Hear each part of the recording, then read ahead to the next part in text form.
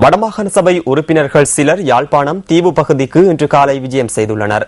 இதன்போது அந்த பகுதியில் நிலவும் சிக்கல்கள் குறித்து மக்களுடன் பேச்சுவார்த்தை நடத்தியதாக எமது பிராந்திய செய்தியாளர் குறிப்பிட்டார்.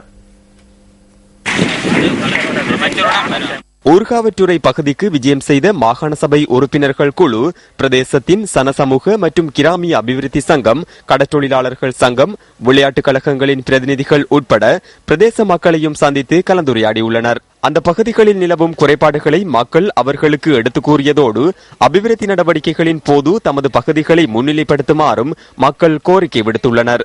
அத்துடன் பாகுபாடின்றி துரிதமாக அபிவிருத்தி நடவடிக்கைகளை முன்னெடுக்க வேண்டும் என்று மாகாண சபை உறுப்பினர்களிடம் பிரதேச மக்கள் சுட்டிக்காட்டியதாக எமது பிராந்திய செய்தியாளர் குறிப்பிட்டார்.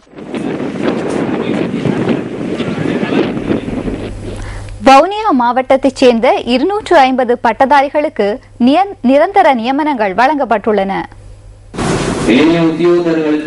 அரச சேவையில் பயிலுனர் தரத்தில் இணைத்துக் கொள்ளப்பட்டிருந்த பட்டதாரிகளுக்கு இன்று நிரந்தர நியமனங்கள் வழங்கப்பட்டதாக வவுனியா மாவட்ட அரசாங்க அதிபர் பந்துல ஹரிச்சந்திர தெரிவித்தார். கடந்த வருடம் பட்டதாரிகள் பயிலுனர் தரத்தில் அரச சேவையில் உள்வாங்கப்பட்ட இவர்கள் பல்வேறு திணைக்களங்களில் இதுவரை காலமும் கடமையாற்றி வந்தனர். இந்த நியமனம் வழங்கும் நிகழ்வு வவுனியா மாவட்ட செயலகத்தில் இன்று முற்பகல் இடம்பெற்றுள்ளது. பொது நிர்வாக உள்நாட்டு அலுவலர்கள் அமைச்சினால் இந்த நிரந்தர நியமனங்கள் வழங்கப்பட்டுள்ளன.